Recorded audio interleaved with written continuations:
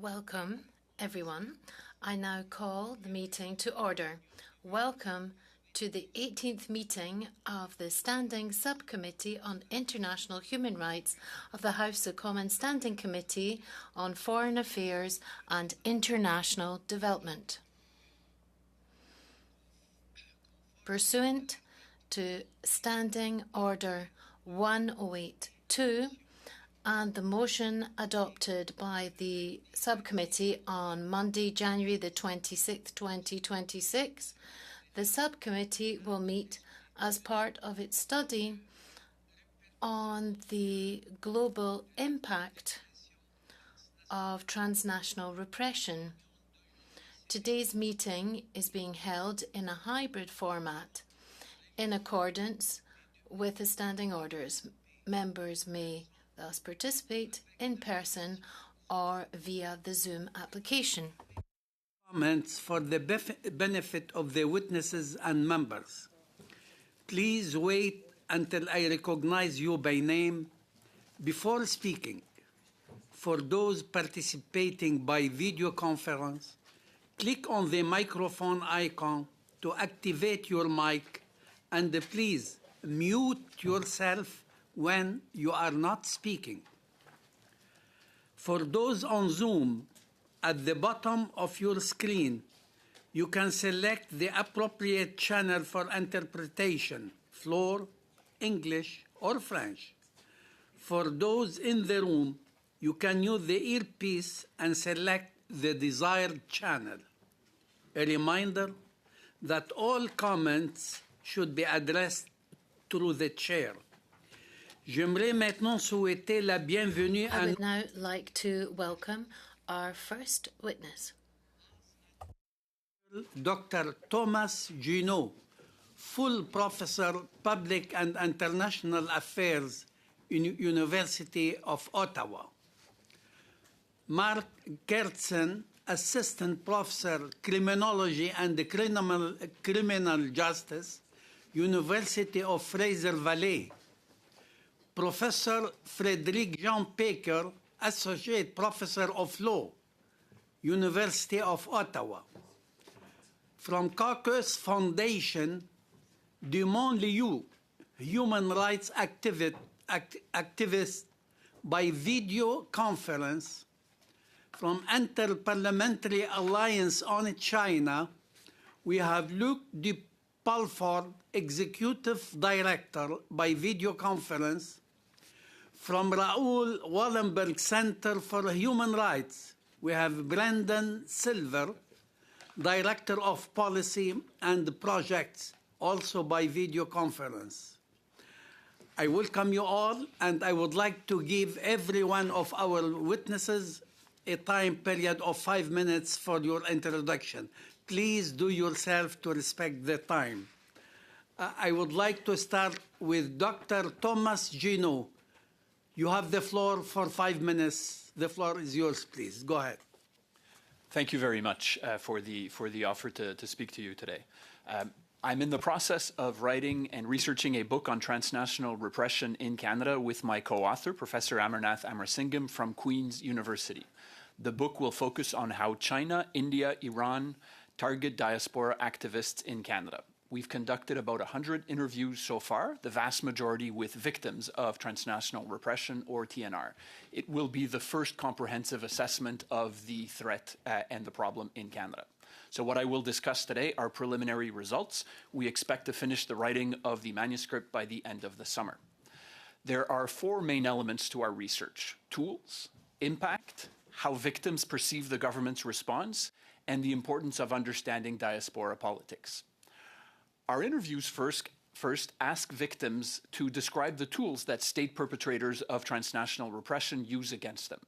The main tools are physical threats in Canada, surveillance, monitoring of protests, verbal abuse, and in extreme cases, physical violence and assassination attempts. Much transnational repression occurs digitally, intimidation online, disinformation, defamation, with the goal of draining the activists' energy to sow doubt in others' minds about their honesty or integrity. Many of the worst instances of TNR have involved threats to and pressure on families inside the perpetrator country. Interrogations, physical abuse, freezing of financial assets, firings from jobs, and expulsions from university or education. And we've documented multiple cases of each of these instances. There is a heavy gendered aspect to transnational repression. Women activists are often victims of especially brutal and violent threats, notably in terms of disinformation and defamation online.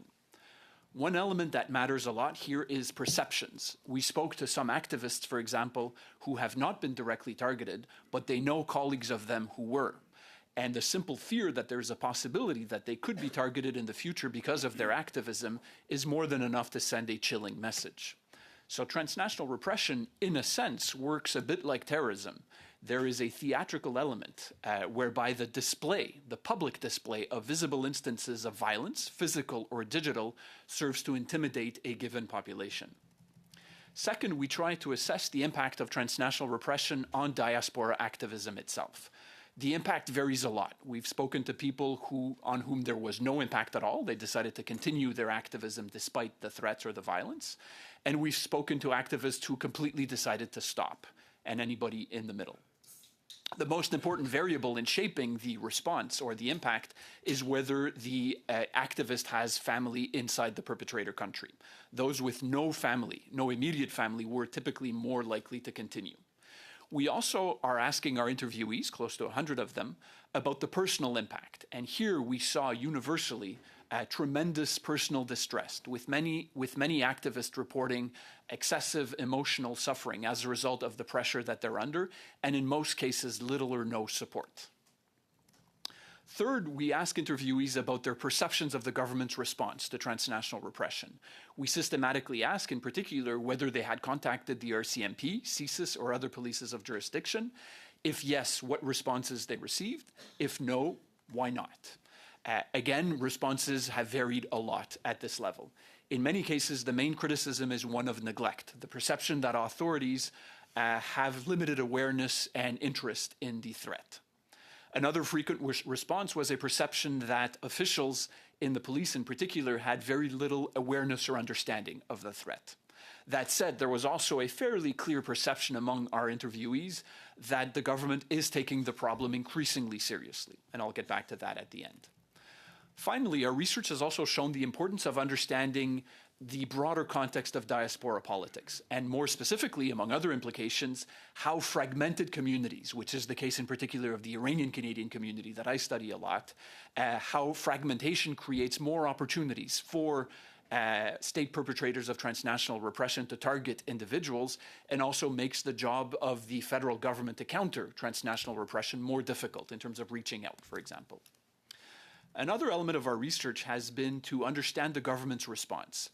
And what I would briefly say here is that the response has improved, but that much remains to be done. There is better awareness in government of the threat, a better understanding of the portfolio of tools used by perpetrators of transnational repression, and of the impact not only on individuals, but also on the broader fabric of Canadian society. The federal government has developed new tools, for example, the National Foreign Interference Coordinator, some of the tools that came with Bill C-70, and it is steadily learning how to better use these tools. There's also better information sharing within the federal government, but also between the federal government and other levels of government. There have also been efforts to be more transparent and to engage with diaspora communities. And to conclude, very quickly, I will just add that a point that I made in an op-ed in the National Post about a month ago, that we can expect in 2026 transnational repression against Iranian Canadians to get significantly worse in 2026. Past patterns show that when two variables are met, enhanced diaspora mobilization and more acute perceptions of vulnerability by the regime, that it increases its targeting of diaspora activists. And that is exactly what we're seeing in the Iranian case now.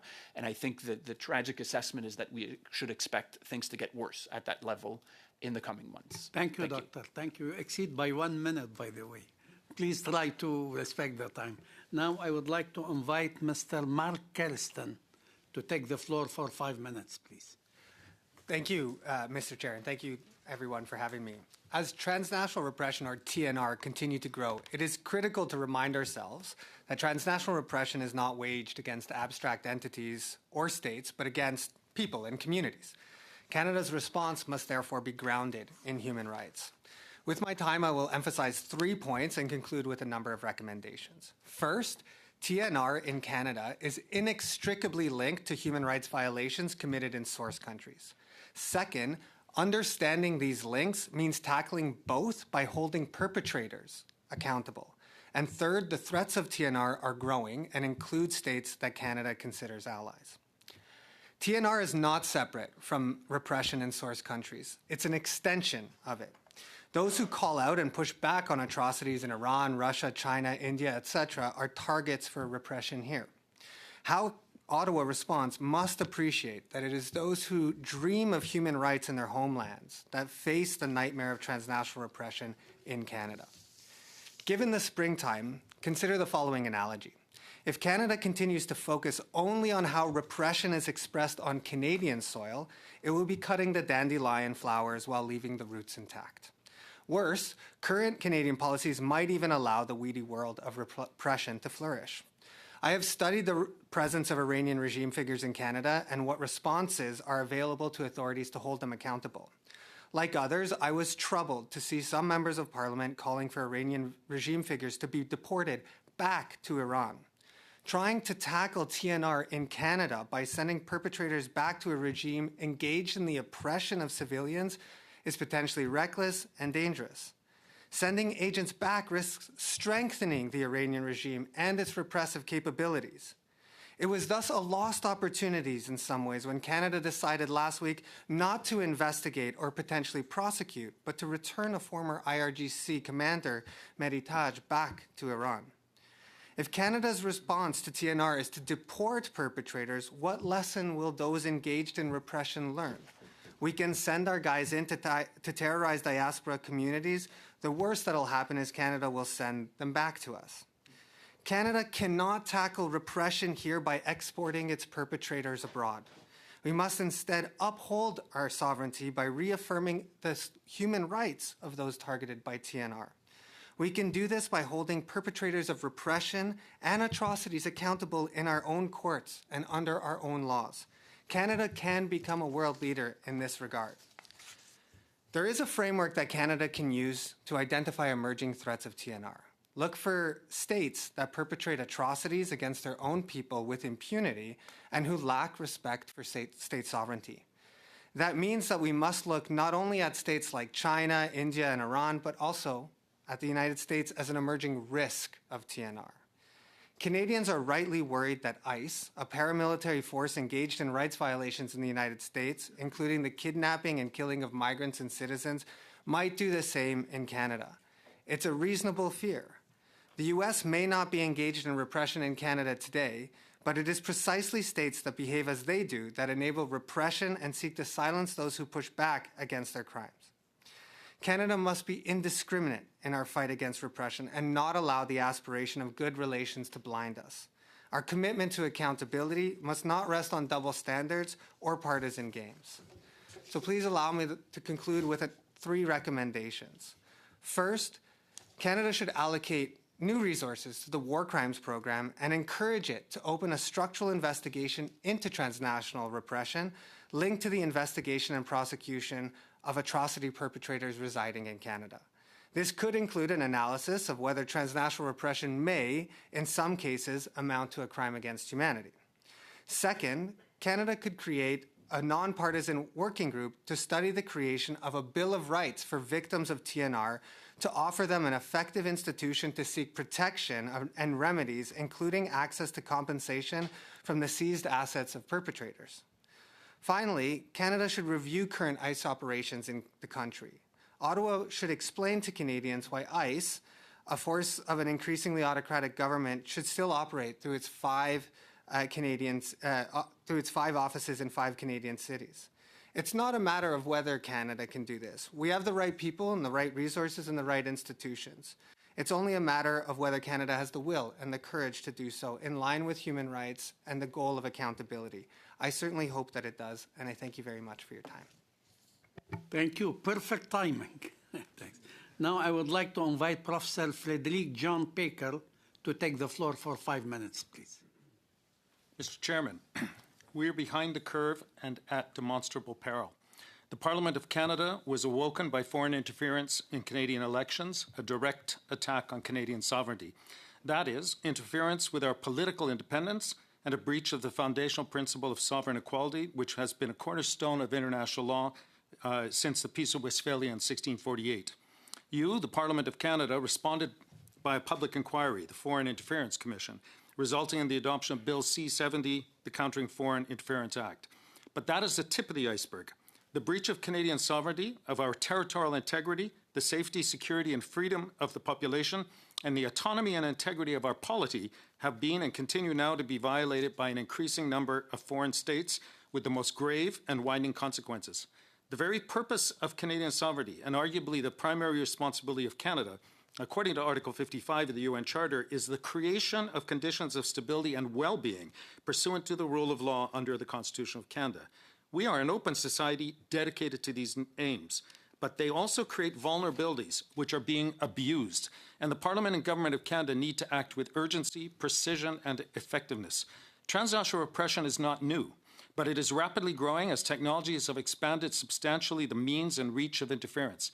In 2022, the respected NGO Freedom House reported incidents that year committed by 20 governments as their database approached almost 1,000 cases perpetrated by 38 governments. Recently, Freedom House reported now some 54 governments have committed verified acts of transnational repression. The reach affects over half the countries of the world, 107 to be exact, as the repressive acts traverse geographic, i.e. sovereign and territorial, boundaries. This carefully compiled information is certainly just scratching the surface. For example, last autumn, on behalf of the Organization of American States, I advised on an unpublished survey of electoral management bodies throughout the hemisphere, including Canada's own Elections Canada. Of the 32 countries, over 90% reported forms of interference known to them, with many originating abroad, and including direct attacks against authorities, with fully 1/3 having experienced deep fakes. In fact, most have no solid knowledge of the full extent and full effect of such acts, but they were unanimous that it is a real and growing problem striking at the heart of sovereignty and especially democracy. I am available to recount more examples, including my own, sanctioned by China for holding and sharing an expert opinion on which China simply disagrees. The forms of transnational repression are varied both in kind and severity, ranging from travel constraints, withholding of documents, conditioning entitlements on changes of political or other opinions, confiscations of property, denationalization, detentions, deportations, extraditions, breaches of physical integrity, inhumane conditions, tortures, and assassinations. Amongst the most insidious acts of extortion and covert measures which often invisibly but effectively silence. Indeed, that is the clear aim: to repress and preferably eliminate the basic freedoms of thought, belief, association, assembly, movement, and social as well as political participation. In some cases, it is a component of genocidal policies to destroy a group in whole or in part, including to erase their history, memory, and voice. These acts are not limited by geography, diplomacy, or the international rule of law. I would go further. They aim to counter and to undermine the vigor and cohesion of democracies where such freedoms have taken root and blossomed. And so the perpetrator governments threaten, sow fears, doubts, constrain critical scrutiny, or even dialogue, and instead promote polarizing views. Their targets are not only activists in exile, although these are high on their list, but also allies and independent voices like this panel, journalists, civil servants, public authorities, and yes, parliamentarians. They affect second and third generations of extended families. Significantly, Canada has some 4 million dual nationals, many of whom are potentially subject to repressive acts and laws. Canada needs to catch up. The Europeans have been considering measures including possible Council of Europe Convention on Transnational Repression and an EU directive to protect human rights defenders and other activists in exile. It's not only our elections and your integrity that needs protecting, it's the essential sovereignty of our country and its safety, security, and fundamental freedoms of every Canadian and visitor to Canada that needs protecting. As such, I respectfully propose the following be undertaken. 1, a full-time point person be tasked in the Privy Council. 2, an interministerial working group be established to ensure coherence. 3, an advisory group be formed comprising public authorities, independent experts, and civil society representatives with actual experience. 4, training be mandated for all relevant departments, including at provincial and municipal authorities. 4, as an observer of the Council of Europe, that Canada engage actively in the Venice Commission for Democracy through Law and support the elaboration of a convention on transnational repression open to non-member democracies like Canada. And finally, consider a possible royal commission on the full nature and extent of transnational repression and other kinds of foreign interferences in Canada. To conclude, the harsh reality of the world as it is, to quote our Prime Minister, is that Canada is now amongst a shrunken number of genuine democracies, and we are vulnerable and already significantly compromised. The threats are coming from both fragile states and burgeoning group of unscrupulous antagonists or rival states that are in fact breaching Canada's sovereignty right now. Moreover, they are collaborating and learning fast how to exploit our open societies. We are behind the curve, and with all due respect, it is your duty to act to protect Canada now. Thank you. Now I would like to invite Madame Dimon Liu as a human rights activist. You have the floor for 5 minutes. You're welcome.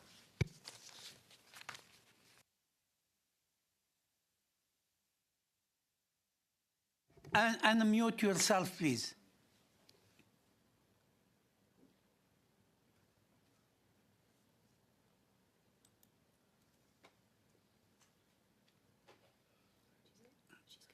Sorry. Okay. Ever since the founding of Chinese Communist Party in 1921, violence and intimidation have been used by the CCP as a routine means of control and dominance over the Chinese people. During the fight over the passage of Permanent Normal Trading Relations Act in 1999, a friend found a rattlesnake in his mailbox. More recently, another friend found 3 sharpened knives neatly arranged on her front door steps. I can easily make you disappear is sometimes whispered into the ears of activists, myself included.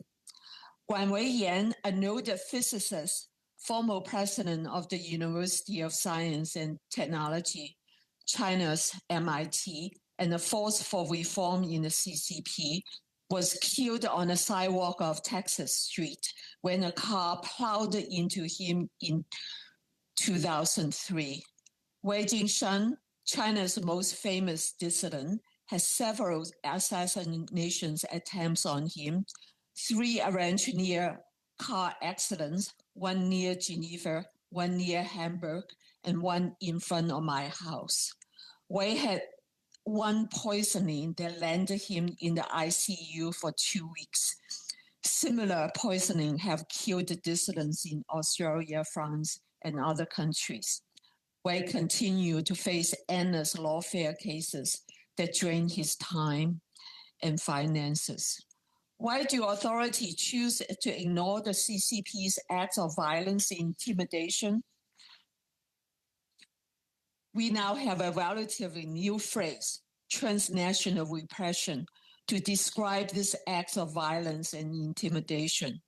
With this new phrase and proposed legislation by Congressman John Molenaar and Chris Smith of the U.S. Congress, will these acts of violence and intimidation be reported more often by the mainstream media? Authorities in Western democracy have been loath to take note of massive repression against the Chinese people, both inside and outside of China, because the West has adopted the British Empire's commercial approach beginning in 1793, which aimed to gain entry into the vast China market and to maintain regime stability in order to continue raking in the money. Please note the difference here. Regime stability is not at all the same as stability and safety for the Chinese people.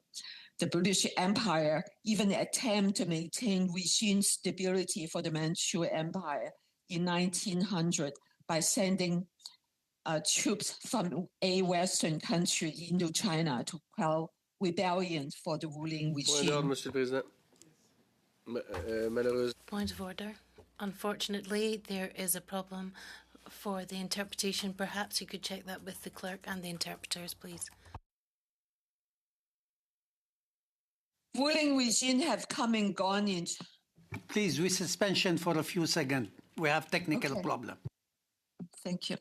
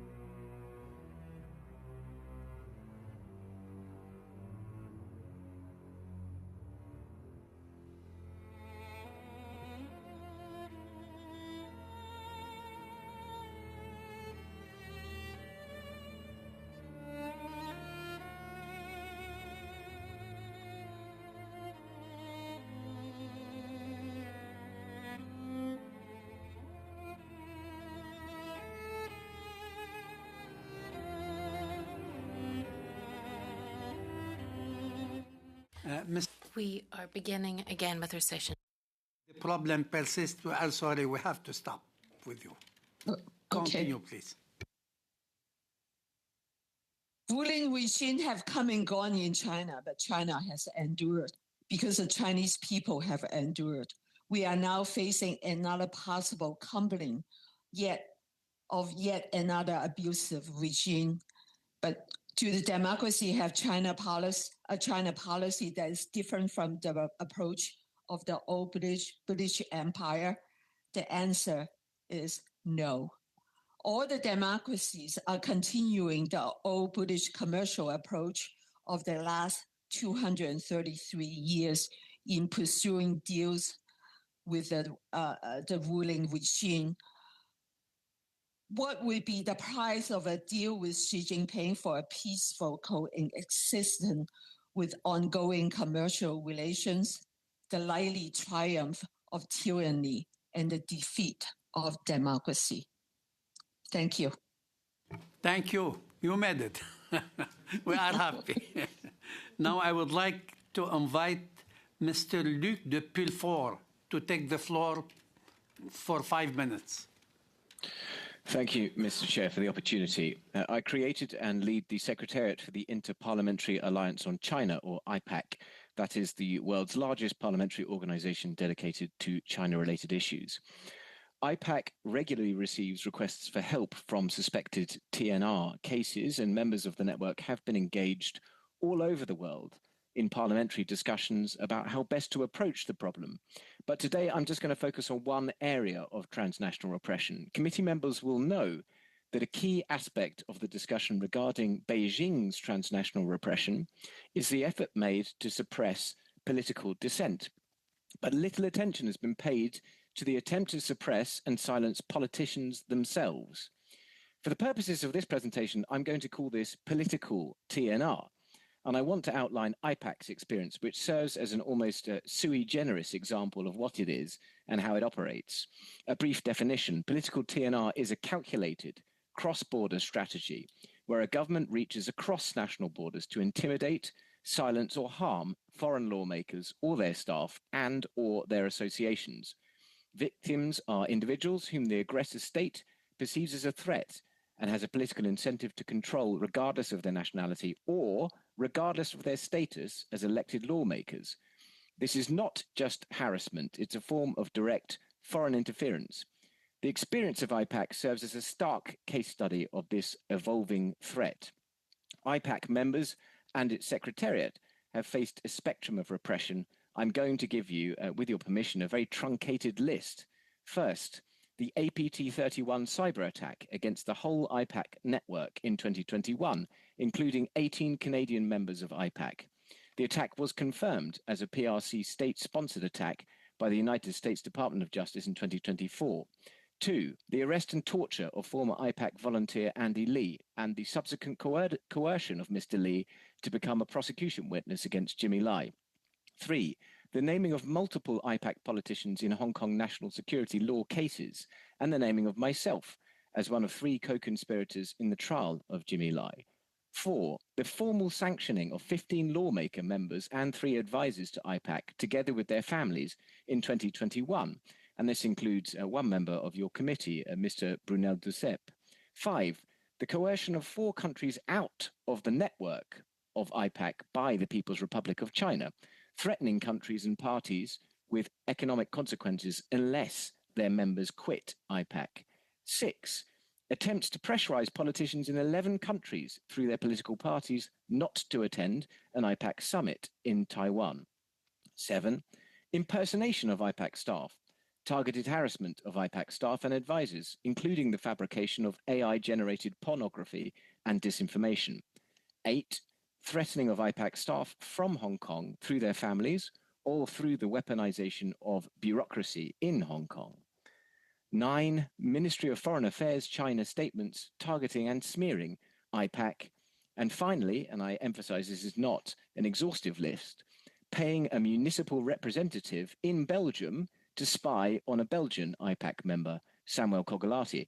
Perhaps the most concerning aspect of this nascent threat is the lack of transparency from democratic security apparatus. The FBI, for example, discovered the APT-31 activity in 2022 and notified relevant host governments, including Canada.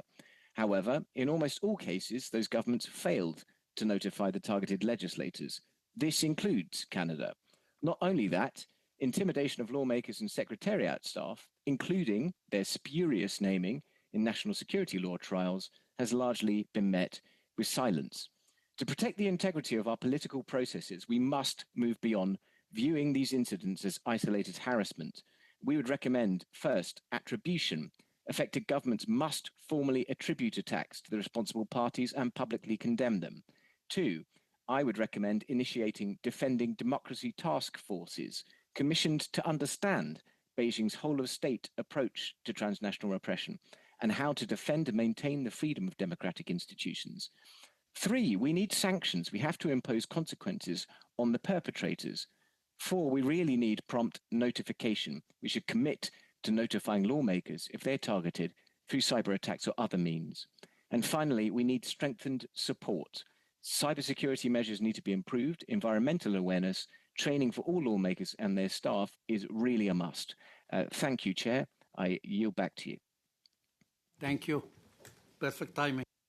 And now I would like to invite our friend, Mr. Brendan Silver, Director of Policy and Project. Mr. Silver, nice to see you with us here. Thanks for participating in our subcommittee in this important study. Very happy to see you. You have the floor for 5 minutes, please. Merci, Monsieur le Président, et merci à la monde. Thank you, Chair, and thank you to the members of the subcommittee. It's a real pleasure to be here, and thank you for the opportunity to meet with you today. Years ago today, my friend Masih Alinejad testified before this very committee. As an Iranian journalist and one of the leaders of the women's rights movement, she warned of the dangers posed by the Islamic Republic of Iran. Not long after returning to her home in Brooklyn, Iran tried to kidnap her. The regime hired an operative to abduct and return her to Iran to face likely execution. What is exceptional about Masih's story is not that Iran ordered her kidnapping. It is that she survived. Most others have not. We live in what scholars have called the golden age of transnational repression.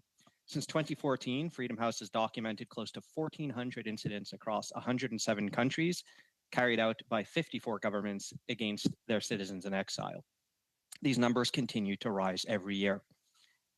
Even where direct perpetrators are caught and prosecuted, as Masih's would-be kidnappers were, the statistics still do not go down, because transnational repression is, by definition, a leadership crime.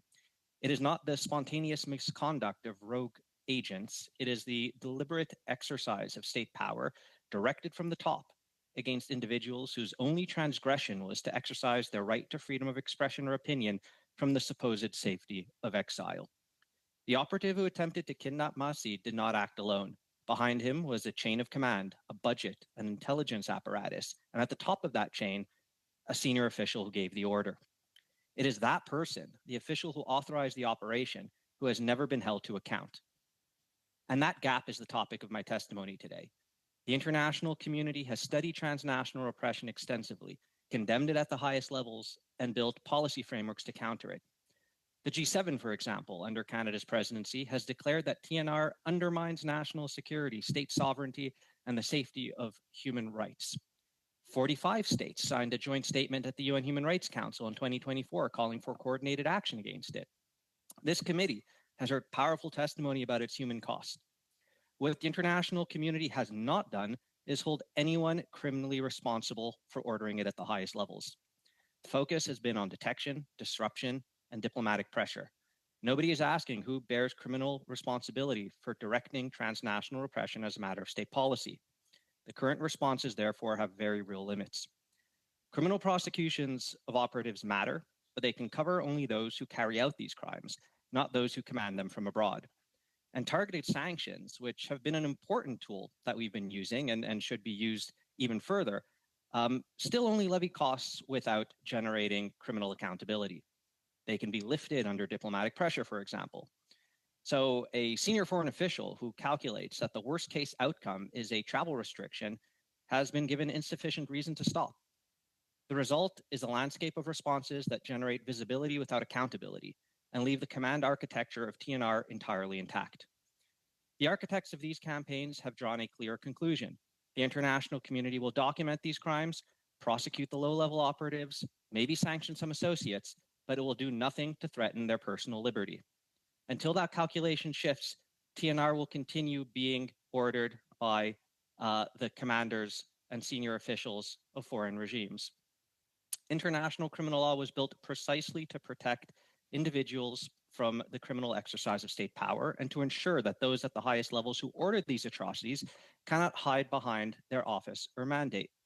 The dissident hunted across borders by the state she fled is exactly the kind of victim this framework was designed to protect, because she is someone for whom no other remedy exists.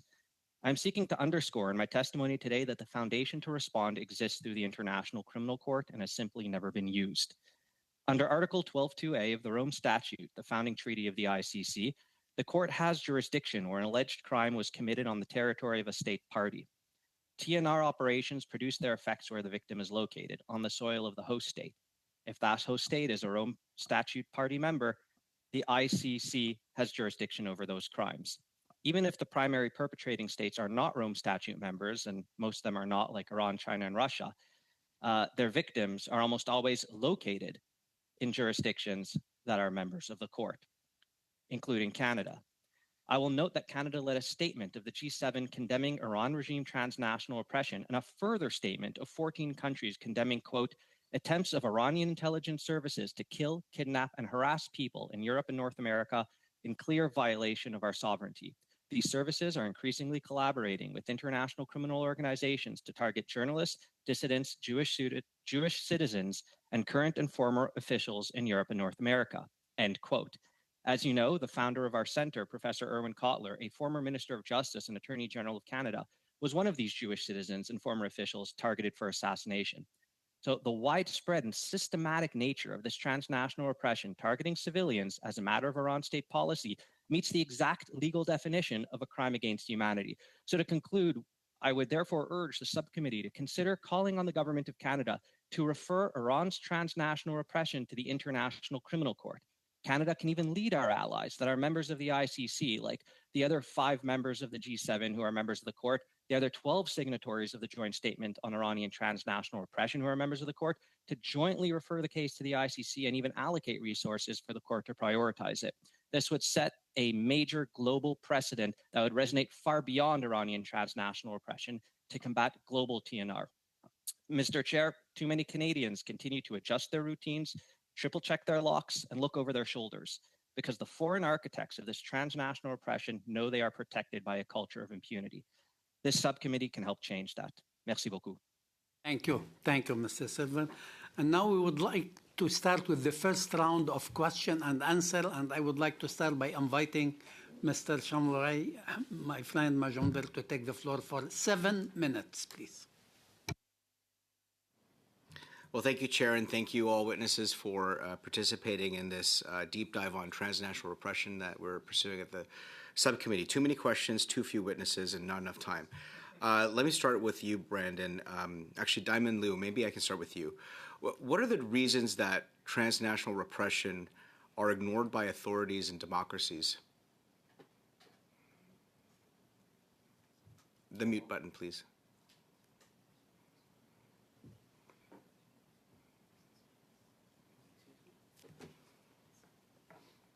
Apologies.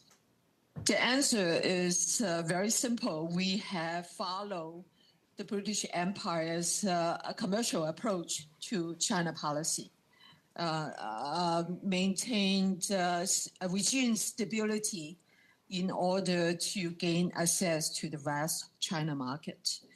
Unless the commercial approach is changed, that the authority will continue to ignore repression and abuses, both inside China and outside of China. Thank you. We've got a serious issue in Canada with respect to the amount of transnational repression the PRC conducts across our country, our society, our economy. In your opinion, what would the correct China policy for the Canadian government be with regards to Beijing's transnational repression? Actually, it's very simple, and it has a success model before us, and that's President Reagan's approach towards the USSR.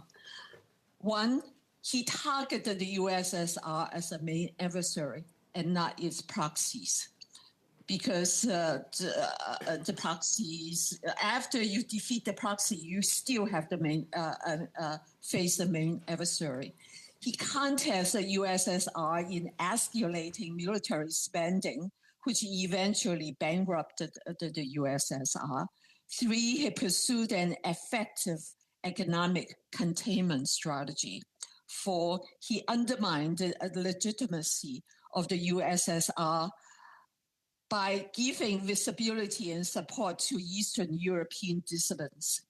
To succeed, all four measures must be pursued simultaneously and not separately. Thank you. Thank you. That's a comprehensive perspective, and I really appreciate you for your time and your testimony. Picking up on that, Brandon Silver, maybe I can turn to you now. You described rightly so how Iranian efforts through criminal networks have been targeting populations, Iranian and Jewish populations around the world. And I think correctly ascertained that those officials are the ones who need to be held to account, not protected by some concept of that we heard earlier today. But let me ask, when you think of what the impact of the Iran conflict has been in their pursuit of transnational repression compared to what China and Beijing have been conducting, how might China specifically adjust its strategy toward transnational repression in response to the attack on its vested interests in the current war affecting Iran? Well, thank you for that question. And it's an interesting one because we've seen that, for the most part, a lot of the perpetrators of transnational repression are trading notes, are collaborating. It is the reason why China, in the first place, had interests in Iran that were affected by the war. That Russia, similarly, has been, using Iranian drones to attack civilians in Ukraine. And we have heard of cases of targets of Iran being subject to harassment and assassination attempts by Russia in places that Iranian agents couldn't reach. So there is increasing collaboration, even if anecdotal, on the TNR side between these regimes. And therefore, on the side of those who are campaigning for freedom, equality, rule of law, and the protections of our sovereignty and citizens, we need to increasingly be working together. It was encouraging that we saw a statement from the G7 and from the 14 countries affected by Iranian transnational repression, but a more holistic approach is needed. The targeted statement against Iran and hopefully targeted action via the ICC that could create some accountability would have a deterrent effect if applied more globally. To have a standing forum, perhaps via the G7 or in other places that can jointly address transnational repression from the range of these authoritarian perpetrators and work on a more concerted, collective, concrete response. Thank you for that. And do you believe, actually, I'm going to turn now to Mr. Pulford.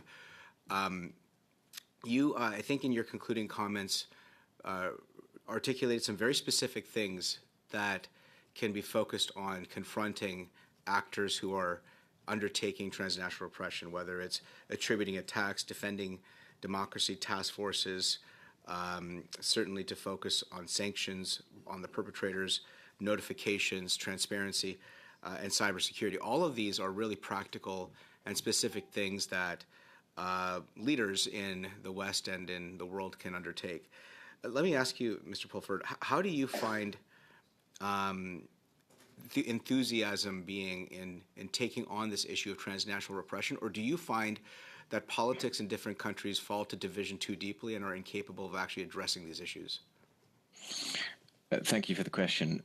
I think there are a few ways of answering it, but the easiest thing is to say that this is a nascent problem. It's quite new, and governments are trying to get to grips with it. It's not the case that governments around the world are doing nothing. I think they are trying, and they're trying to understand it, and in some places legislation has been passed and police have been trained. The basic difficulty is that it's unavoidably diplomatic. And we see, I think, particularly around China, a culture of preemptive self-censorship around diplomatic missions when it comes to China. And they're worried that if they talk about the behavior of Beijing in their country, that they're going to upset them and that there's going to be a corresponding response.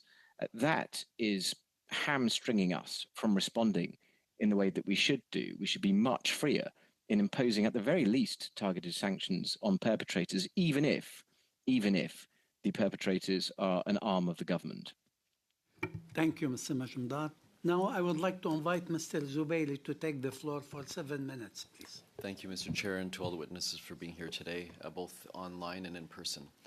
I'd like to start with Professor Junod.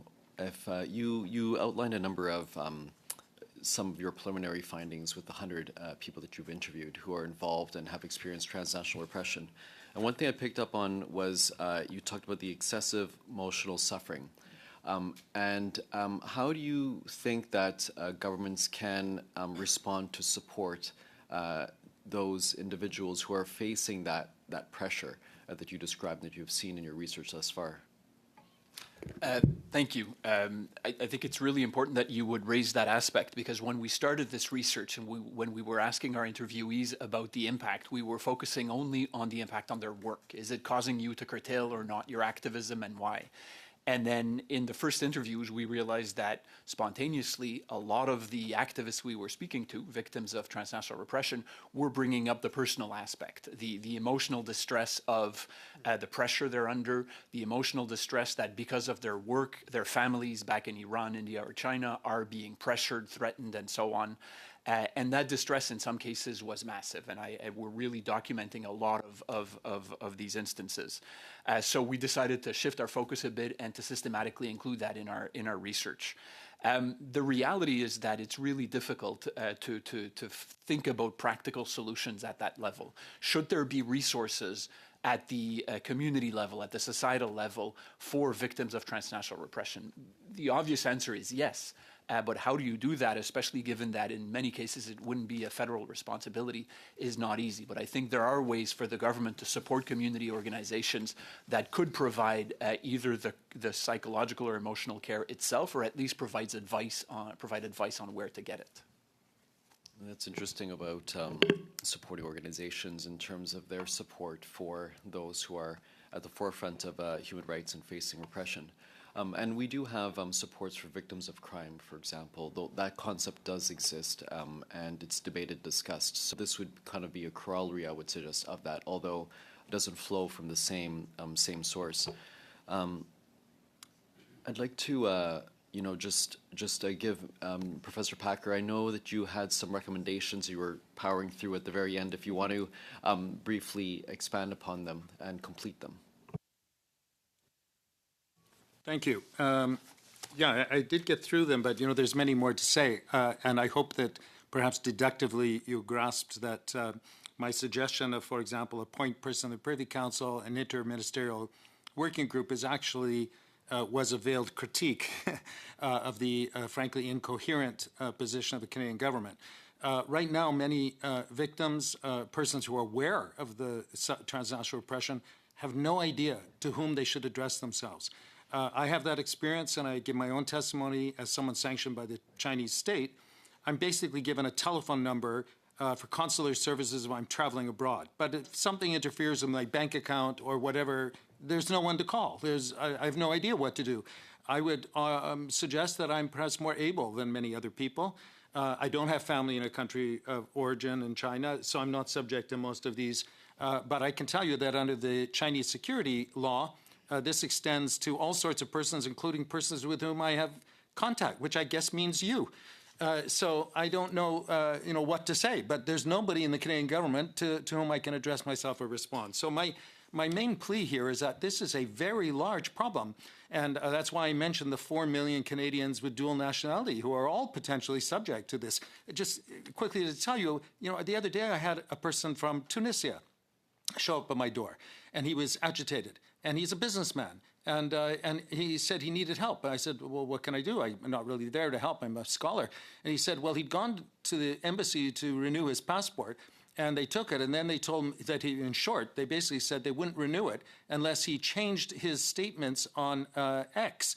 And that if he didn't do that, they knew who his family was in country of origin.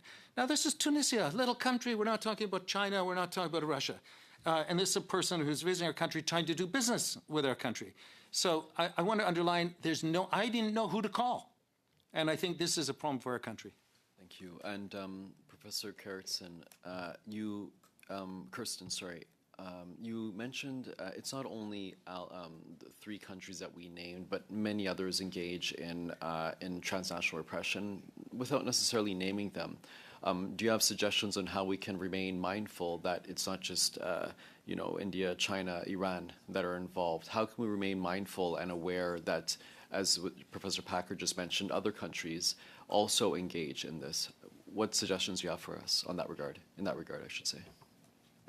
Well, I think this committee is a very welcome start to that, and including its emphasis on human rights. I think perhaps, again, going back to the point and to Professor Packer's as well, about how dual nationals and risks and assessing the emerging risks. And I do think if you have this combination of states that are engaged in human rights violations against their own populations or populations living within their borders, and they seem to disregard the state sovereignty of others, and there are diasporas or dual nationals abroad, then in a sense you could establish something like a traffic light model where green is no risk of transnational repression, red is clearly there is transnational repression, and yellow is it has the kind of possibility of being a state that would engage in transnational repression because it fits some of the criteria. And I think having that kind of model might also act as a kind of warning mechanism for dual nationals and citizens and people that call Canada home.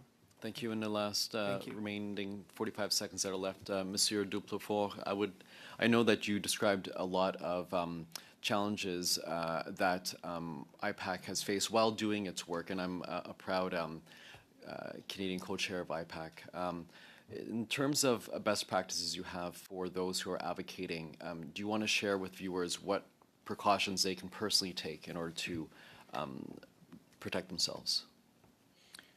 Thank you very much, Samir. It's a great pleasure.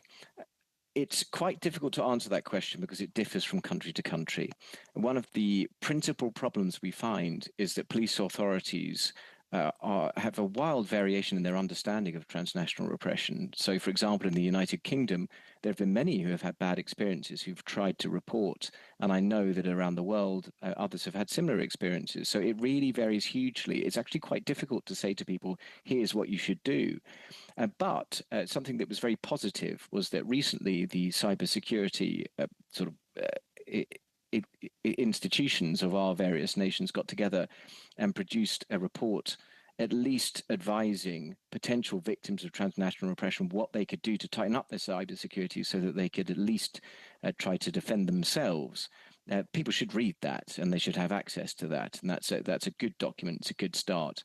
But there's so much to do in terms of directing people to police authorities. Just very finally, in the United Kingdom, we've had to find a way through us of triaging potential victims to the police who we know are going to respond, or at least send it to somebody who knows what they're talking about, which is clearly an inadequate situation, but that's what we've been reduced to. Thanks again. Thank you. Maintenant, j'invite Monsieur Alexis Brunel du CEP. And now Mr. Alexis Brunel du CEP for 7 minutes. Thank you, Chair. Mr. Junot, in your opening remarks, you said that the government is making efforts, is taking it seriously compared to perhaps in the past, but at the same time, we can see there's diplomatic rapprochement, public rapprochement with Beijing. So how can we take TNR more seriously and, on the other hand, come closer to a regime that we know is one of the biggest transnational oppressors on the planet currently? Is there not a contradiction here, or is that not paradoxical? Yes, it's absolutely contradictory, and there's a tension there. That's the term that I would use. There's tension here. I think there's two responses. There's a more general one and then a more specific one. So generally speaking, first, up to a certain extent, it is normal and unavoidable that foreign policy of a country such as Canada includes some tensions and that there will be some internal contradictions. I think it's inevitable. We can't get absolute consistency. That's something that happens with foreign policy. It's not to justify that choice, but I think it's an important point to make from the outset. Then when it comes to China, there is an interesting debate here. It's a significant one when it comes to the choice of the policies we're going to pursue.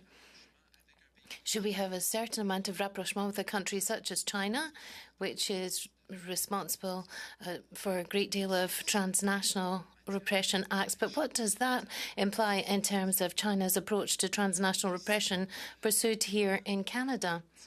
So there's the optimistic argument, which I think is naive and does not work. Namely, we might say that if we have cordial relations with China, then they will slow down in terms of transnational repression here in Canada. We don't have data to answer that question in a rigorous way, but intuitively speaking, I would say that's not the case. It's actually the opposite will happen. When a country such as Canada gets a bit closer to China, then China will continue to see Canada as a country that welcomes distance that China will want to target, and also because dissidents are going to criticize this approach by Canada vis-a-vis China, which means China will target them even further. So it will be the opposite effect. Thank you very much for that answer. Now, Mr. de Pulford, in your opening comments, you talked about the APT 31 attacks. Can you tell us whether Canada or the government took it seriously in its response to those attacks? Thank you for the question. I feel a bit bad singling out Canada because there were 18 countries who were attacked, and very few of them notified their politicians. The Canadian government took the same stance as the United Kingdom government, which was not to tell politicians that they had been subject to a state-sponsored attack. In fact, it wasn't until not only 3 years later, it wasn't until it had been publicly announced by the United States government that this then became news, and we, the IPAC Secretariat, had to brief politicians about what had happened to them.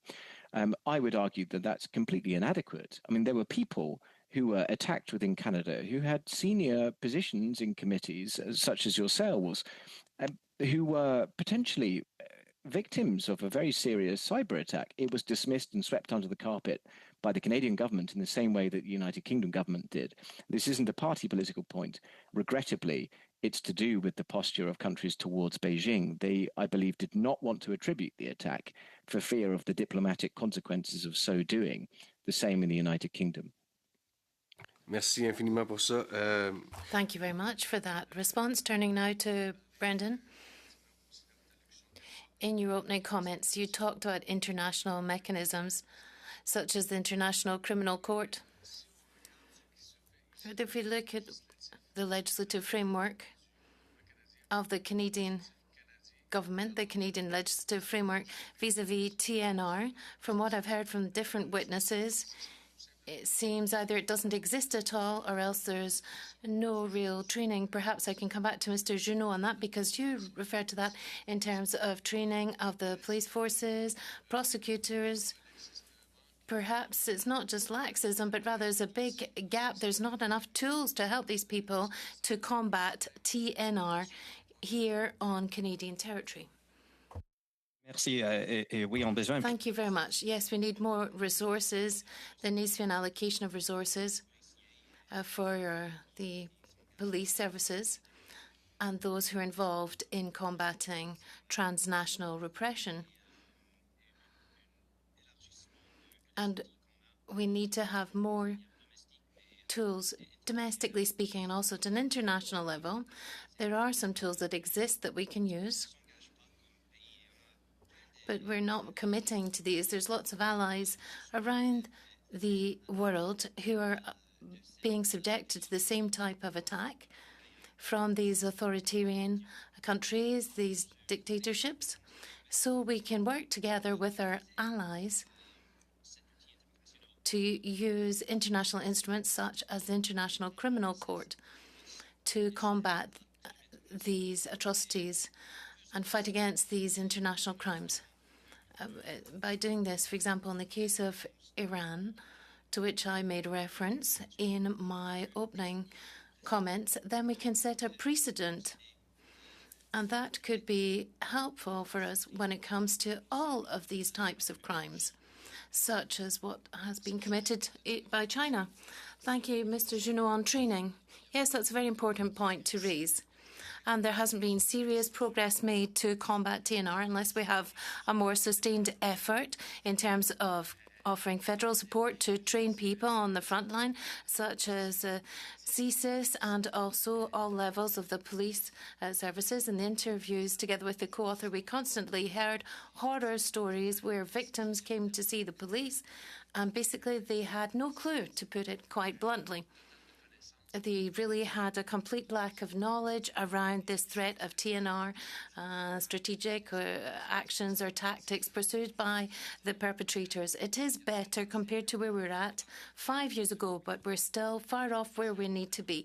And with the police services, there's a real issue which often arises, namely the frontline reaction. See, what you're describing to me is unpleasant, but it doesn't meet the minimum threshold to meet the definition of being a crime, so it's not our business. Now, that's not necessarily wrong, but it does mean that that impedes progress or a response, and that ignores the reality, because when you build up all these different activities that are under this minimum threshold of criminal activity, it actually becomes a crime. But that's the complex work to put all of this mosaic together.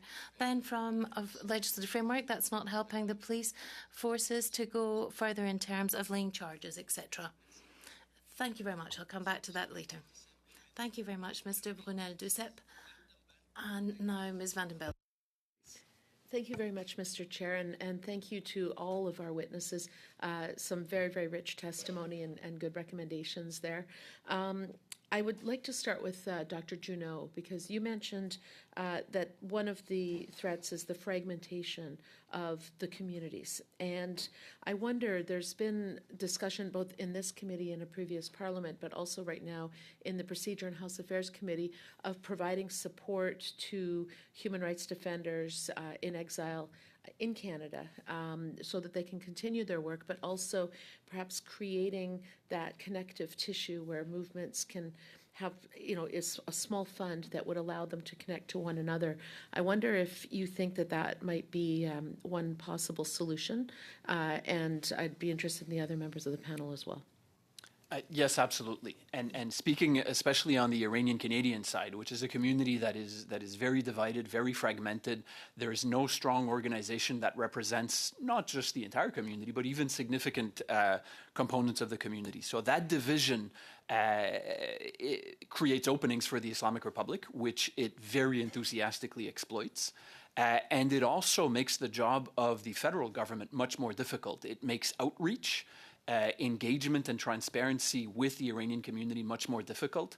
It means that providing information, one of the other speakers spoke about spreading awareness, cyber hygiene, measures to protect yourselves. That is much more difficult when you need to speak to individuals almost on an individual basis, as opposed to having an organization that is more representative, that can itself play that role of a conduit, not only from the government to the community, but also to gather information on what the threat is, who are the perpetrators, who are the proxies on the ground, who are responsible for some of these actions. So all that to say, yes, providing more support to community organizations that could play that conduit role to facilitate a two-way dialogue would be extremely useful. And Professor Packer, you said that, in fact, supporting human rights defenders and those in exile is a matter of national sovereignty. So would you support a measure like this? I'm frankly quite concerned about that. What we know is that one of the areas in which, it's a Canadian tendency to reflect and to defer to diaspora communities. And we have this idea of multiculturalism and the coherence of the communities and I would say the positive dispositions. This is not the position of many activists in exile. They are deeply concerned, not just about the fractiousness, the non-homogeneous character of the groups, but exactly who are these groups and who is subject to which influences. These are not places where, and not just human rights defenders, anti-corruption activists, democracy supporters, not least journalists. They do not want to be dependent upon their co-national community, who may have historical roots that are not contemporary and are very problematic in terms of the influences we're talking about. So I would be deeply cautious. I would actually advise not to defer to that approach. I would seek to enhance the independent Canadian institutions, not the diasporic ones, that are responsible for our vigorous democracy, and that's protecting everyone. Thank you. So just to further on that, there's been talk of creating a Canadian Democracy Fund, which would provide funding to groups that are promoting democracy and presumably to human rights defenders.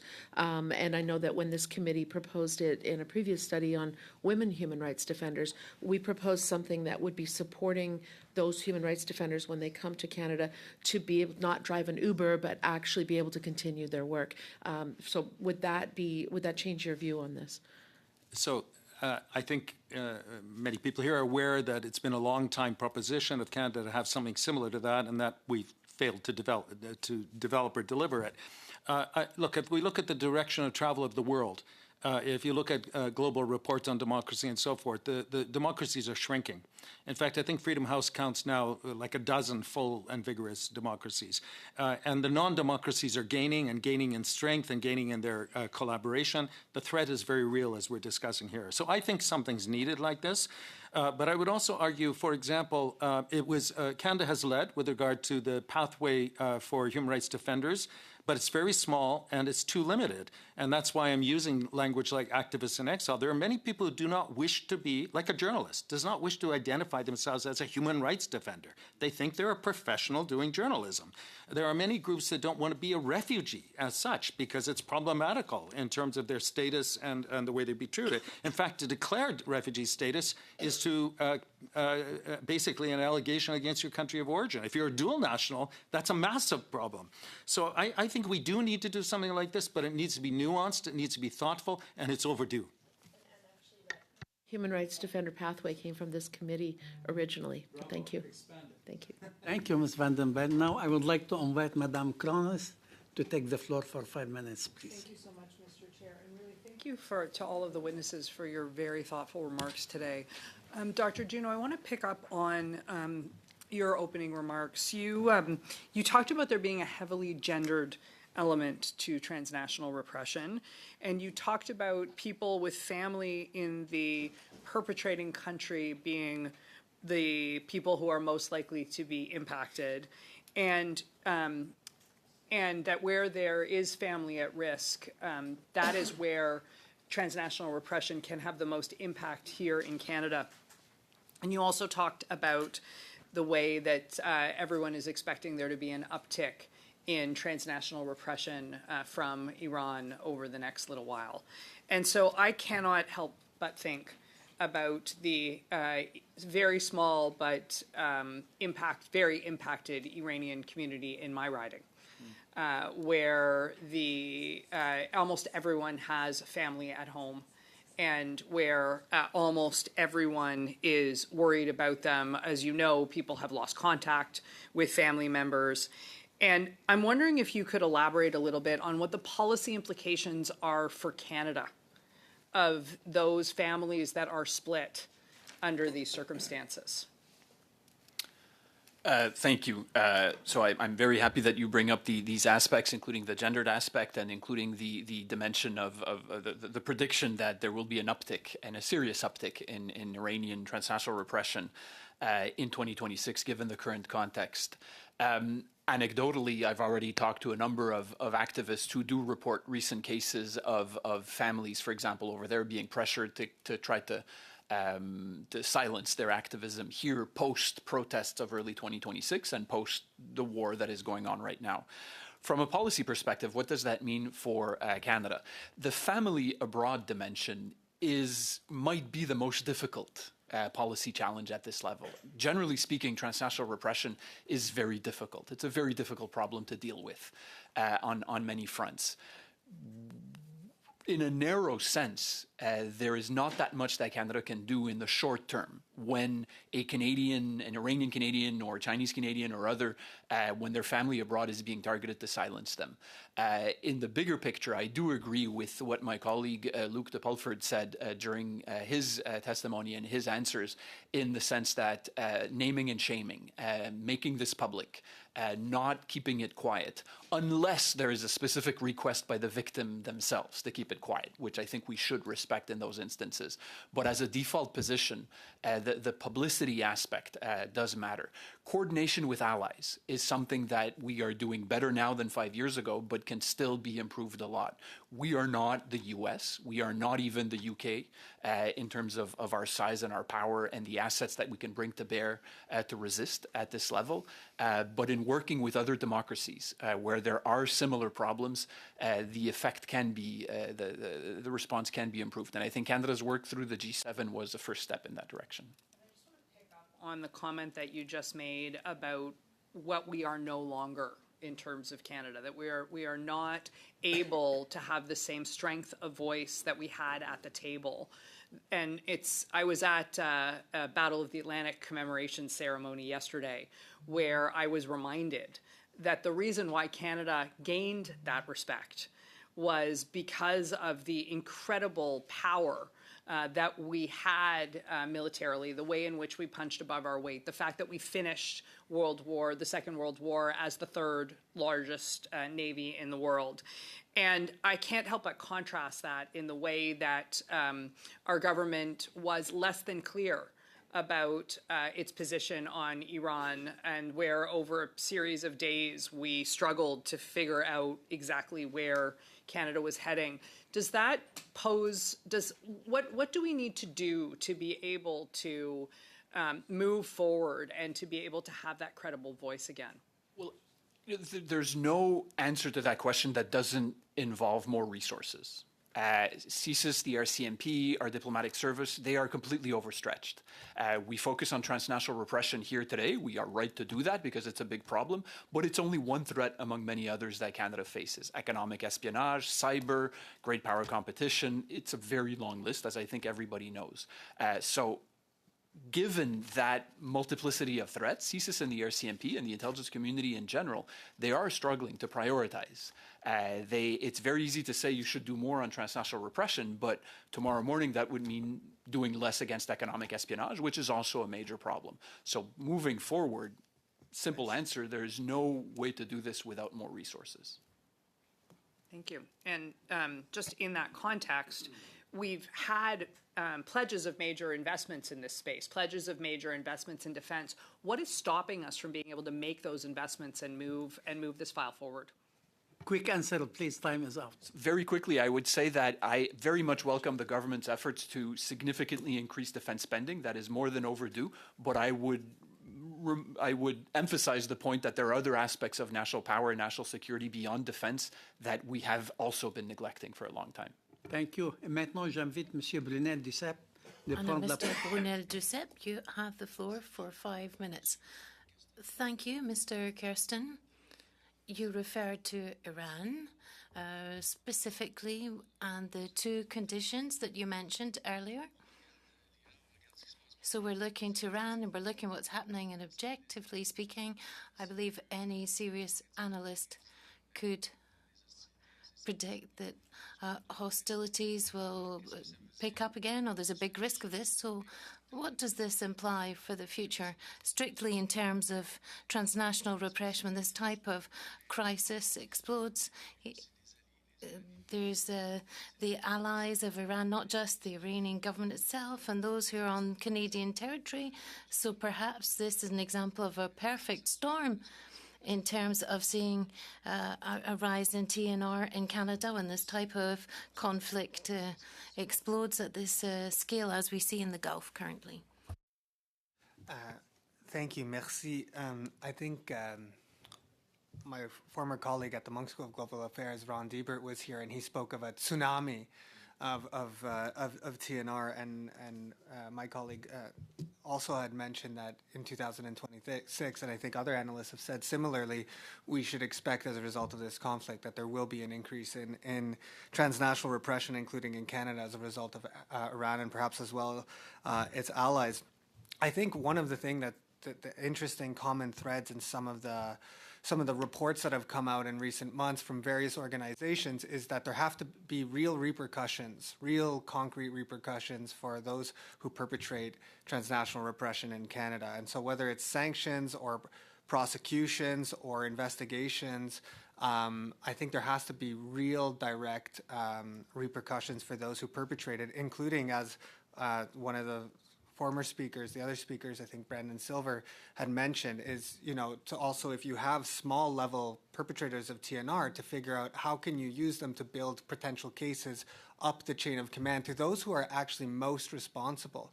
And Canada's done this before. Under the Harper administration, Canada prosecuted a number of perpetrators of genocide from Rwanda. Those were complex cases that Canada had done in the past. It's different from TNR, but it's possible for Canada to do this again. Merci. Excuse-moi. Thank you. Turning to Luke. There's an example of TNR which is not often highlighted. For example, the mandatory provident funds of Hong Kong that are frozen for people who've left Hong Kong. These funds are managed by Canadian companies, inter alia, such as Sun Life and Manulife. And involuntarily or not, when they don't allow these people to be able to recover the funds that they'd put into these companies, does that mean that these Canadian companies are adjusting to the laws and the policies of Hong Kong? Is that not actually a form of TNR, basically? Are they not participating in a certain form of TNR because they're the ones managing these funds? What do you think? Thank you for the question. Well, yes, in a word, I think it is complicity with transnational repression. What these companies will say is we have no choice but to comply with the law in the jurisdiction where we operate. But the reality is that they are participating in the persecution of people. With regard to mandatory provident funds in Hong Kong, these were compulsory retirement savings, which are not being released to British national overseas passport holders. We're talking billions that are just held that belong to those people. And those people are therefore leveraged in one way or another. They know that they need that money. And they also know that if they speak out, they're much less likely to get it. So yes, I do think that in your analysis as a committee, I think it's really important to look at the role that companies play in propping up authoritarian transnational repression. Merci pour ça, Monsieur Packer. Thank you very much. Turning now to Mr. Packer. You've said you don't know who to turn to. We talked about the training of police forces or prosecutors and the legislative framework where there's this real gap when it comes to TNR. And there's other government tools that don't exist, if I've correctly seized what you said earlier. It seems that whoever you turn to, even if you turn to elected officials, you don't get any response, even from the government. Is that right? Let me say that the government has responded with regard to electoral interferences. That's a form of foreign interference, which has touched you. That's not normally what touches ordinary Canadians, particularly non-nationals, for example, who are here. For example, students who are studying. This is a large problem for students. So I think we need to expand our scope of understanding. You've just raised things like a Provident Fund administered and held by a foreign state touching Canadians for a repressive purpose. But if we look at what's actually happening in Canada across the board and with the kind of complexity that my colleagues have referred to, this far exceeds the question of electoral integrity. And it exceeds even the democratic institutions per se. This is ordinary Canadians being touched. And there, for example, my security, who do I call? I could call the RCMP. They will say, if I'm traveling abroad, as I do frequently, they will say, well, that's not, a policing issue in Canada. I'll call CSIS, and they will say, well, what exactly are they supposed to do? But if I ask them about my bank account, neither of them will know what to do. I remember actually a discussion several years ago with the Director of Legal Affairs, Assistant Deputy Minister of Global Affairs Canada, when I raised this question in a conference, and he immediately said, nothing to do with us, that's a policing matter. Nothing to do with us, a breach of sovereignty between states is nothing to do with foreign affairs. So just to say that, our world has changed, if I may say. And the concepts of geography are not the same anymore. Where our relations intersect are not just between or behind three oceans. They are simultaneously happening in our real lives that exist through family, friends, business associations transnationally. And we are not up to speed on that. Thank you, Mr. Bolinetti. Now I would like to invite Ms. Fancy to take the floor for 5 minutes, please. Thank you very much, and through you, Chair, thank you everybody for being here today. So third round, I'm dealing with a little bit of cleanup. I'm going to primarily talk to Mr. Genoux and Mr. Packer today. So earlier today, you talked about, how two variables connect with transnational oppression, and I think as Canadians that we've long positioned ourselves as both a defender of human rights on the global stage, but also helping to navigate complex geopolitical realities. So you've argued for a more strategic, interest-based approach to foreign policy here today, and I'm wondering, how should Canada balance both these values in terms of human rights, but also with the strategic interests when responding to some of these transnational regressions?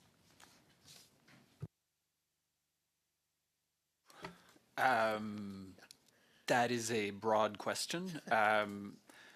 So specifically, just the two variables that I mentioned was to say that past patterns tell us that when the Islamic Republic of Iran feels especially vulnerable because of geopolitical pressure and or domestic political pressure, and second variable, when there's enhanced diaspora mobilization, it speeds up its already high baseline of transnational repression. We saw that, for example, in 2022-23 at the time of the Women Life Freedom Movement.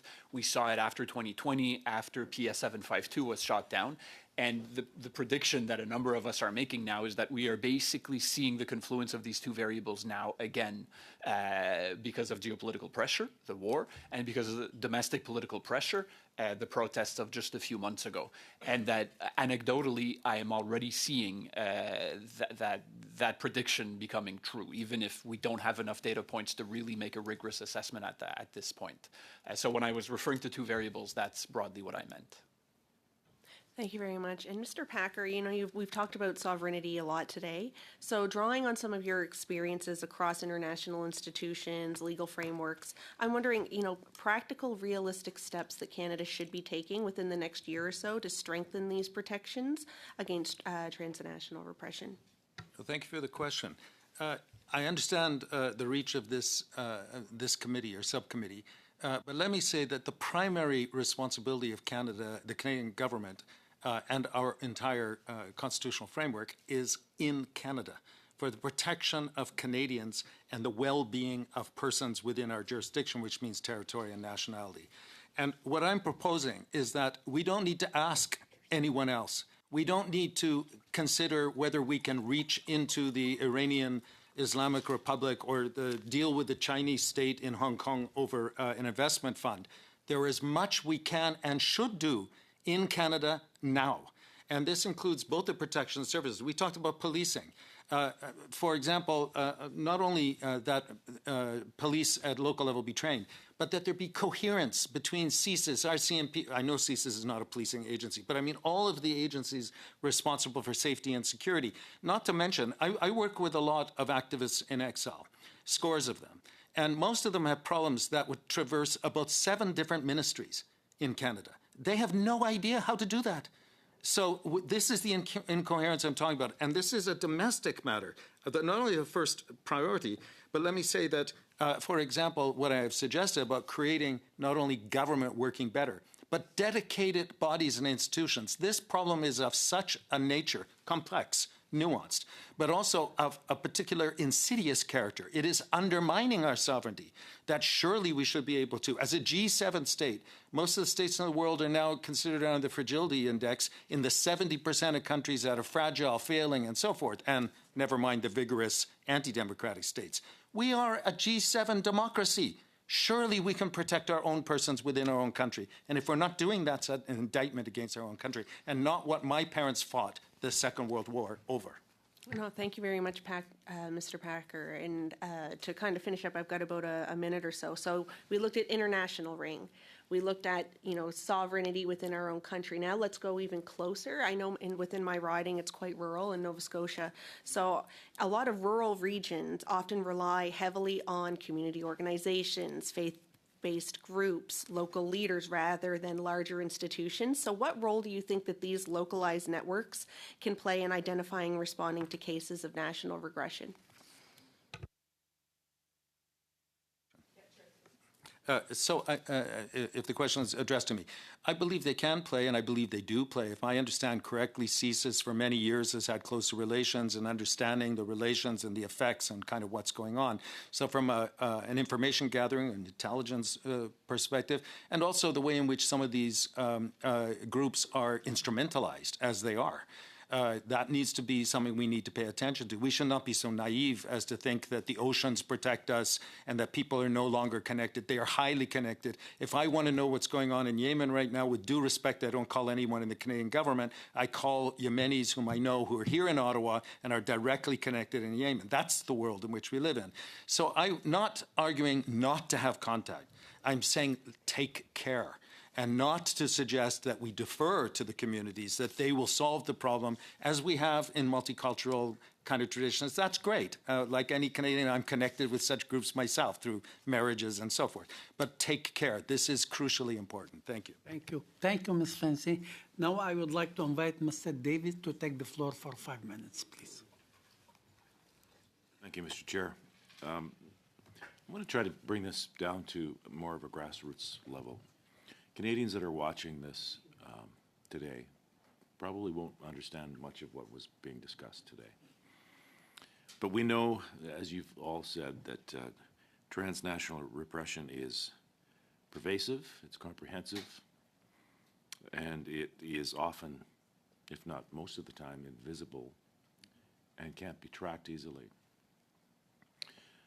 Dr. Junot, paint me a profile of who's doing this so Canadians can understand. You have just a slight bit of a snapshot.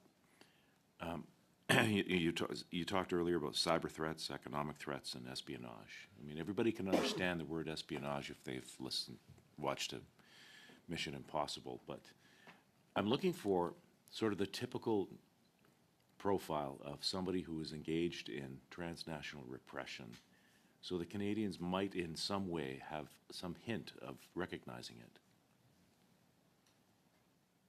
Thank you. So who's doing this? First of all, in Canada, the big three are China, India, and Iran. There are the countries that are the biggest perpetrators. But as was mentioned a few times, there is a long list of other countries who are doing it on a smaller scale. And by smaller scale, I mean in terms of quantity, not in terms of nastiness. It can be as, if not more violent in multiple cases. Pakistan, Rwanda, Eritrea, Algeria, Tunisia was mentioned, Turkey, Saudi Arabia, and it's a very long list of perpetrators.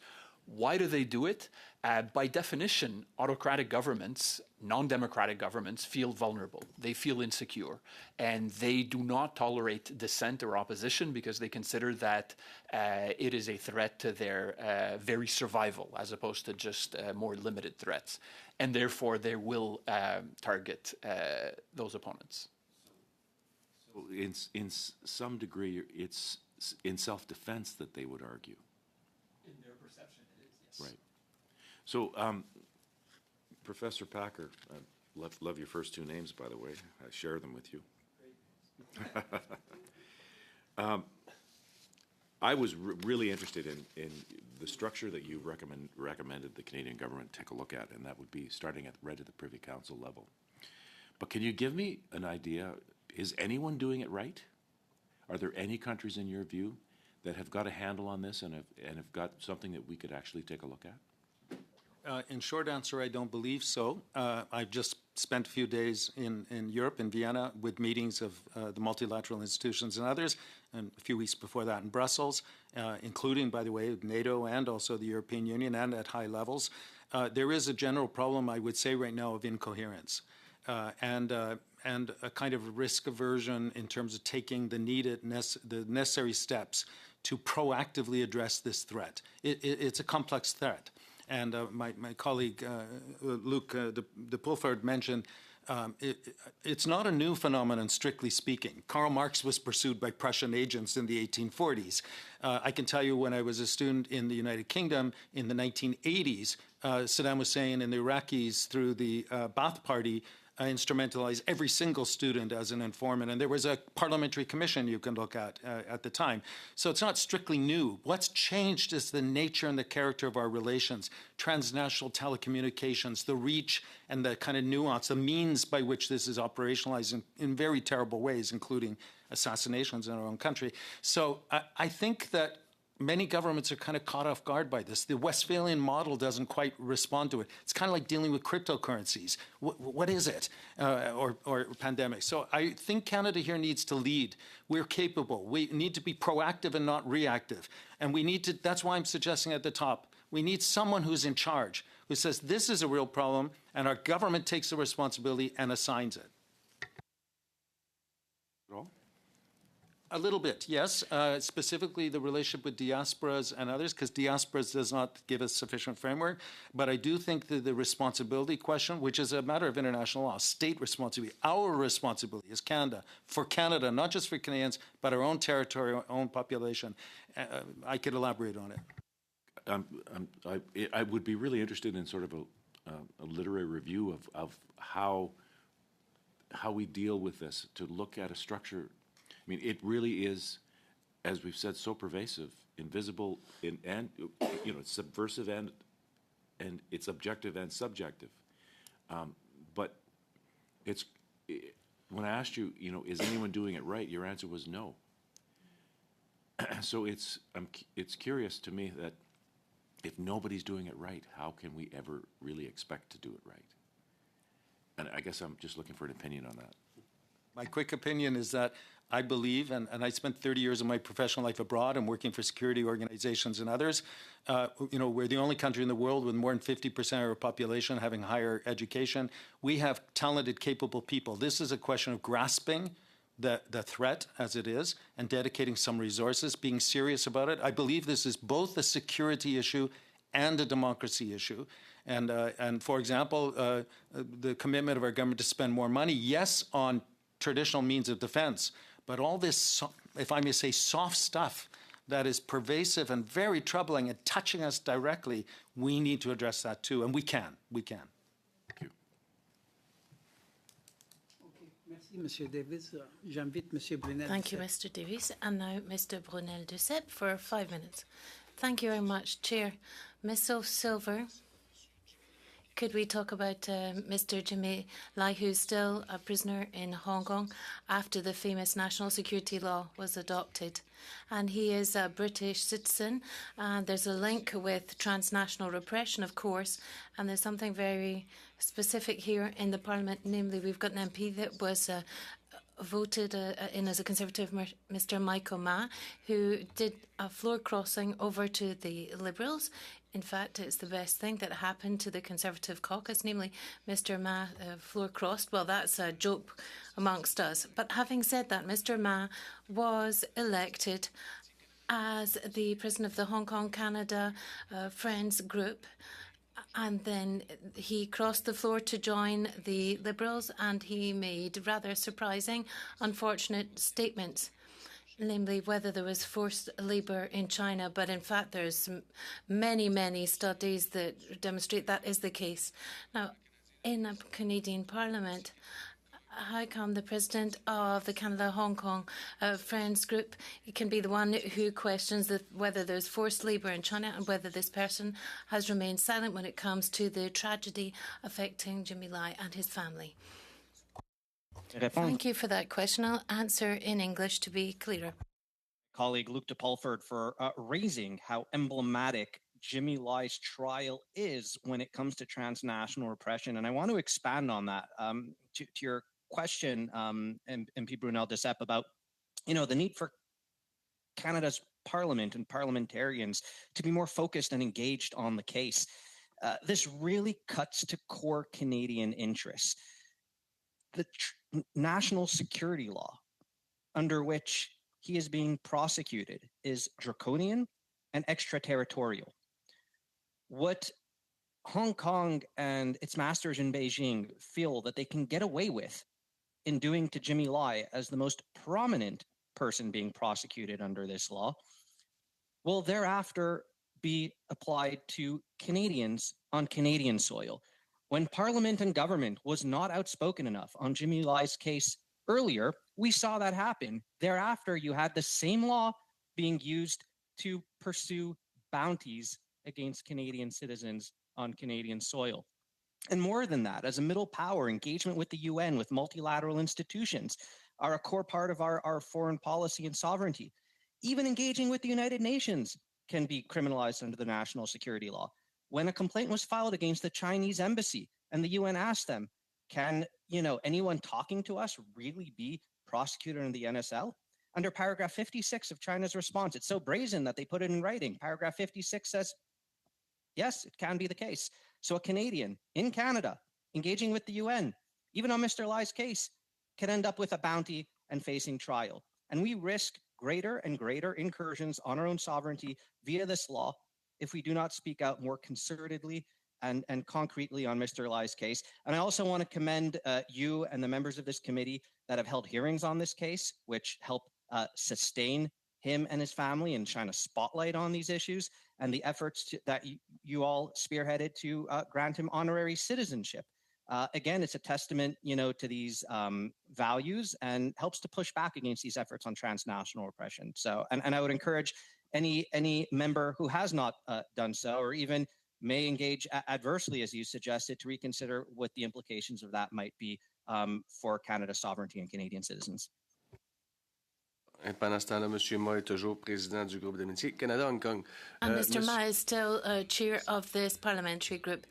Now, Mr. de Pulford, I believe that some of your employees really suffer from TNR, for example, pornography that was created by AI. Could you perhaps inform the committee specifically on that issue with your employees? I'm very grateful for the question and also grateful to Dr. Junot for mentioning the gendered nature of a lot of the online harassment. I'll just give you an example. I mean, I run this institution and I have quite a high profile. Nobody has ever made AI pornography of me. I get a lot of harassment, but I don't get that. I have 2 staff members, and very recently, a close colleague, Laura Harth, who I know has testified in front of you as well, who suffered extremely explicit, repeated AI pornography on all of their social media feeds.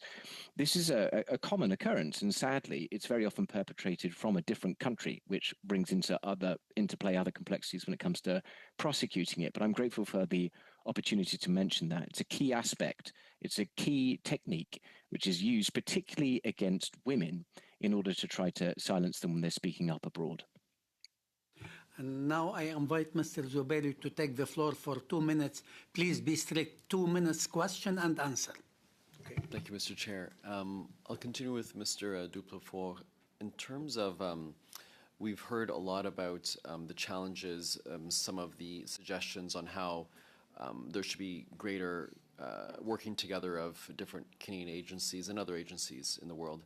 But we didn't really talk much about legislation and suggested ideas around that, best practices from other countries.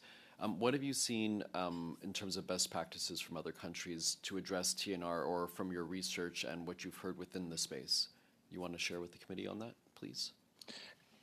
Thank you very much, Mr. Zubairi. A couple of things to say about this. There are obviously many, many more incidents of transnational repression in Canada than there have been prosecutions. And that disparity ought to give the committee, I believe, pause for thought. What's the gap there? And why aren't we identifying that gap and enabling prosecutions to happen? In terms of good practice, one thing to say is that the issue of training police has been extremely high on everybody's list. I think Dr. Junot mentioned the importance of trust. If victims of transnational repression do not trust the authorities, they will not report. And that's notwithstanding any of the difficulties and legal complexities in actually prosecuting, or diplomatic obstacles to prosecuting. So it's extremely important that we have that training. And in the United Kingdom, we do have a Defending Democracy Task Force, which is attempting to get to grips with some of this and to link up various state institutions. But the legislation has to be enforced. And unless we've got the desire to do that, we're not going to touch the sides of this problem. Thank you. Thank you, Mr. Zubairi. And now I invite Mr. Majumdar to take the floor for 2 minutes, please. Well, 2 minutes doesn't provide enough time, but what I would suggest is I'll ask witnesses to provide a submission in writing and respond to my comment here if I could. The transnational repression hearing is something that I've led here for 3 sessions, and it's because it is a mixture of how authoritarians impose their rule across borders in repression. And the word repression is particularly important to me because it defines in its nature the differentiation between victim and oppressor. In the democratic world, we have a conflation of these ideas which have created moral confusion and come at the cost of moral clarity, where tolerance is an idea and our desire to be inclusive has created a world in which everything is included, including the things that are outside of the laws of our country and our sovereignty and the freedoms our people have been promised. And so in that context, in the Western world at large, if I might, one party wins an election and it's called populism, another party wins an election, it's called democracy.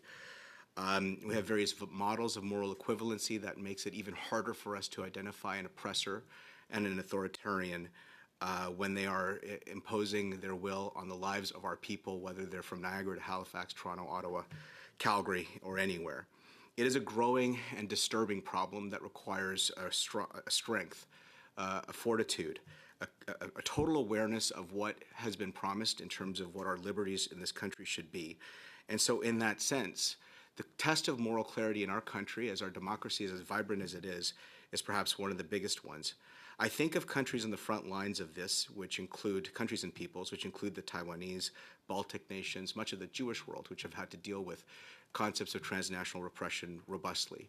And so in that vein, I would invite all witnesses to provide some written thoughts and submissions for the benefit of this committee and of this study of which we are just about to close in how Canada and the Western world can confront transnational repression. Thank you very much. Thank you, Mr. If any one of the witness would like to give any comment, you could write either to the chair or to the clerk, please. Thank you. Mr. Brunet Duceppe. Merci, Monsieur le Président. Thank you, Chair. Mr. Junot, you've conducted a very significant study and you've got recommendations. If there were one or two recommendations that were quicker to set up and easier to set up, and perhaps the most urgent recommendations, if you were to drop a list of priorities, it would be great to pass that to us, please. There would be several, but in 1 minute, I'd just like to mention transparency. In a word, transparency is not the only tool to combat TNR, but it is an essential tool. And generally speaking, when it comes to national security, it tends to be underutilized. We tend to think about transparency in an abstract way. It's important in a democracy, but it's also a national security tool to combat economic espionage, foreign interference, and transnational repression. Transparency is a tool to communicate with victims, whether it's diaspora groups or others, to better share information with them as to how they should defend themselves, as has already been mentioned. And as we've just briefly touched upon, there's the element of trust between the population and governments. This has not been talked about enough. When this trust is too weak, then we don't report information around threats. But if there's a trust-based relationship, then that creates these channels of communication so that this information flows from the government to victims, and also the other way, from the victims to the government. And generally speaking, with more transparency, that would also contribute, not alone, but it would contribute to a more resilient society being constructed, and that's important to combat transnational repression. And once again, it would help with alleviating many of the threats with which we're faced today. Thank you very much to all of the witnesses. This has been really an excellent slate of witnesses. It's been a real treat, and thank you very much for your help with this very important study. And I'm sure our analysts have got plenty of material to include in the report. So thank you very much for everyone who's come along today and have been with us. We were very happy to welcome you. Thank you very much, Mr. Duceppe. Personally, I would like to thank all of our witnesses for your testimony today during the meeting on the global impact of transnational repression.